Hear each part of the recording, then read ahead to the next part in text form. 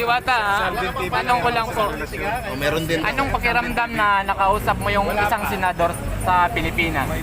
Ay, ang sarap ng feelings na makausap ng isang senador, di ba? Dahil galing talaga ako kahapon sa Senate, nakausap ko si Senador Francis Tolentino.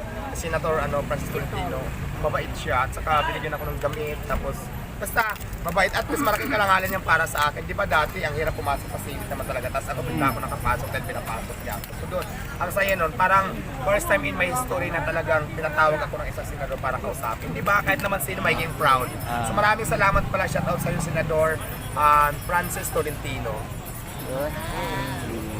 Sa mga gusto mong magregalo ng damit sa'yo, pakisabi mo na ano pong size ng bewang nyo. Ay, wag na, para naman tayo nang lilimos yan. Pero kung may gusto magbigay dyan, ang size ko po ay 31 yung aking balakang. Sapatos. Ang sapatos ko ay 41 at ang liig ko ay walang size.